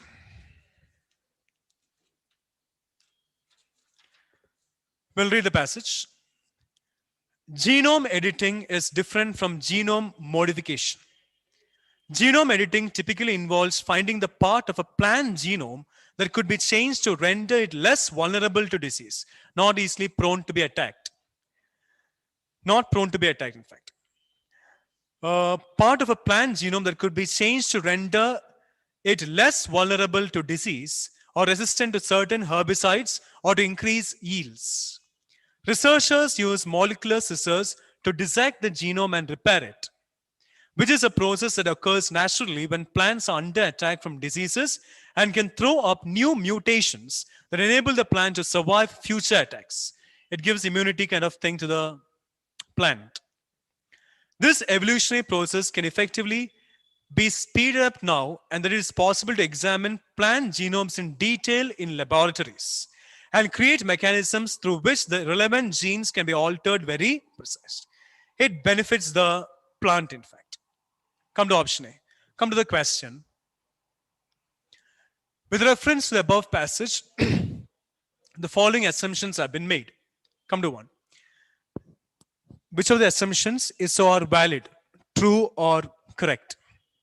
Genome editing does not require the transfer of genes from one plant to another. Yes, it does not require the transfer of genes from one plant to another, because the passage says, researchers use molecular scissors to dissect the genome and repair it, which is a process that occurs naturally when plants are under attack from diseases. So they dissect the genome. Researchers dissect the genome and repair it. One says, genome editing does not require the transfer of genes from one plant to the another. Correct. The transfer of genes from one plant to another is not required because the researchers dissect the genome and repair it. One must be considered. Based on that, options B and D are eliminated. Come to 2. Through genome editing, the chosen genes can be altered precisely in a manner akin to the natural process that helps plants to adapt to the environmental factors. Come to the last part of the passage. This evolutionary process can effectively be speeded up now that it is possible to examine plant genomes in detail in laboratories and create mechanisms through which relevant genes can be altered very precisely. The relevant genes can be altered very precisely. Come to option 2 once again.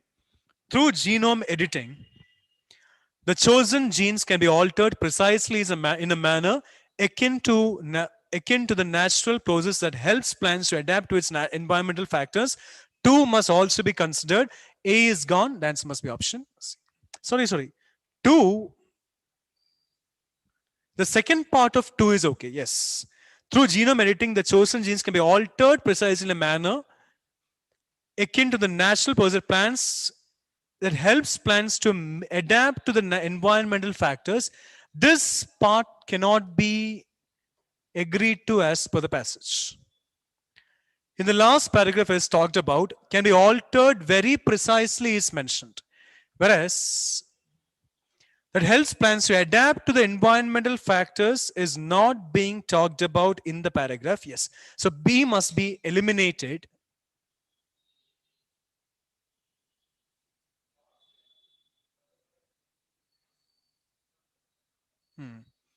In a way, B must be eliminated. So here the answer must be option A.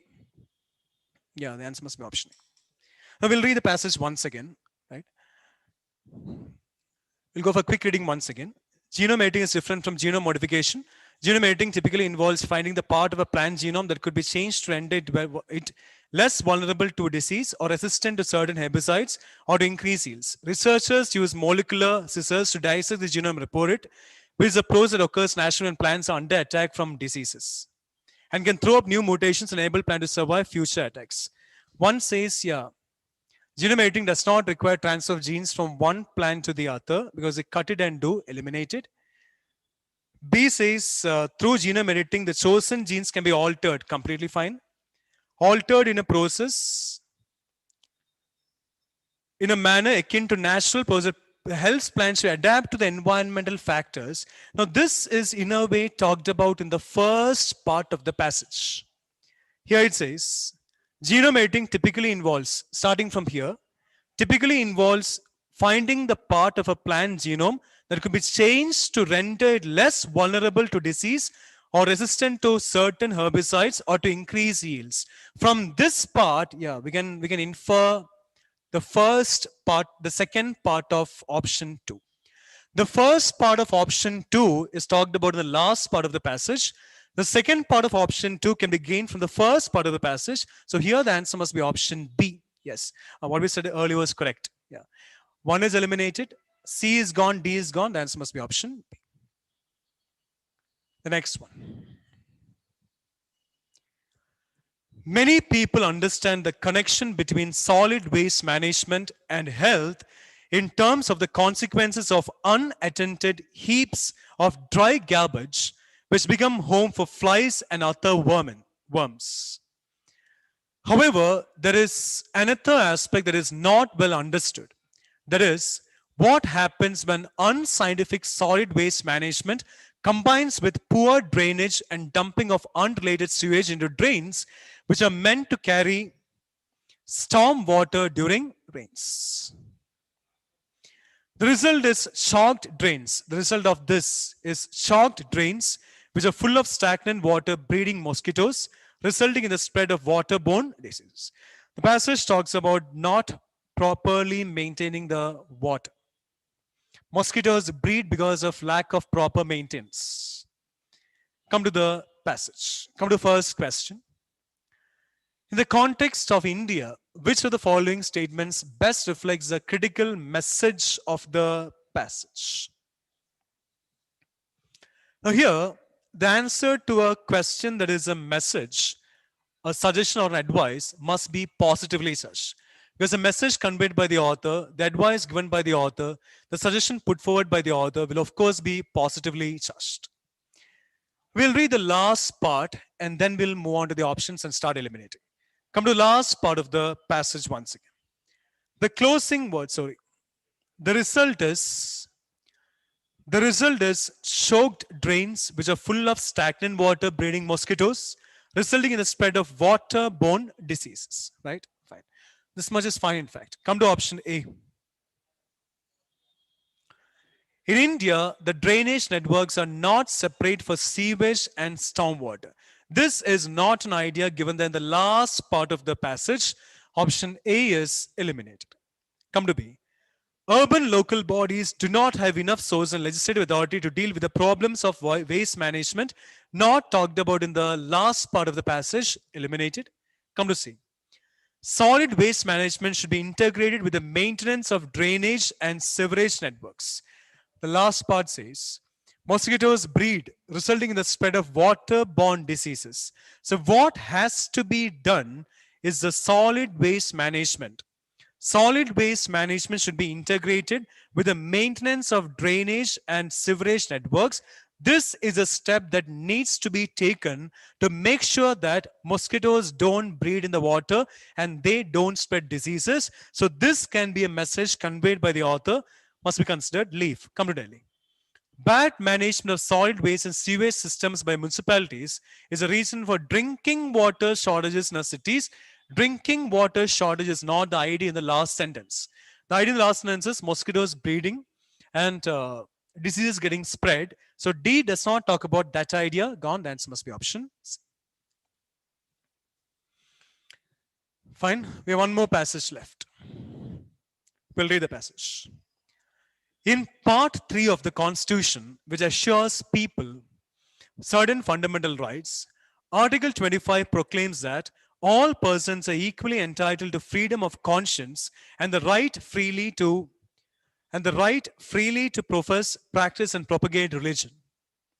What people fail to notice is this proclamation is prefixed with the words subject to public order, morality, health, and to other provisions of this part, which set conditions precedent for the legal protection of religious practices of any community. The closing words of this prefatory rider in Article 25 virtually constitute a subordination clause placing other fundamental rights mentioned in Part 3 over and above the right to religious freedom. Among those other fundamental rights is a right Among those other fundamental rights is a right to equality before law and equal protection of laws, assured at the outset and elaborated in later articles to mean inter alia that the state shall not deny equal protection of laws to any person or group of persons on the basis of religion alone. So it talks about religion, right? And the last part says the state shall not deny equal protection of laws to any person or group of persons on the basis of religion. Come to the question. This is an inferential question. What is the most logical inference from the above passage? Come to option. It talks about religion. Right? State shall not interfere with the religious affairs of citizens. The passage does not talk about this one. State shall not interfere with the religious affairs of citizens is not being talked about. That is not an idea in the paragraph. Right? There will not be any distinction based on religion. God. Religious freedom under the Constitution is open to state intervention. Yes. The part of the passage says, subject to public order, morality, health, and to the other provisions of this part. The last part of the passage also says, among those fundamental rights is the right to equality before law and equal protection of laws, assured at the outset and elaborated in later articles to mean inter alia that the state shall not deny equal protection of laws to any person or group of persons on the basis of religion alone. Come to option B once again. Religious freedom under the Constitution is open to state intervention, must be considered. Leave. Come to C. Religious freedom of citizens is not covered under fundamental laws, fundamental rights. This is contradicting the passage. Option C is gone. Religious practices of any community are immune to state laws, not being talked about, eliminated. The only one talked about in the last part is option B.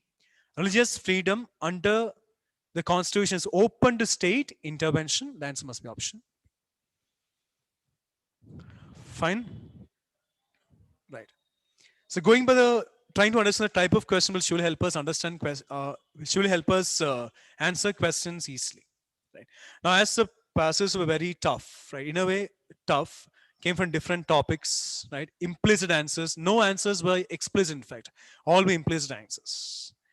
So anyway, there's a kind of explanation we can go for, right? Thank you.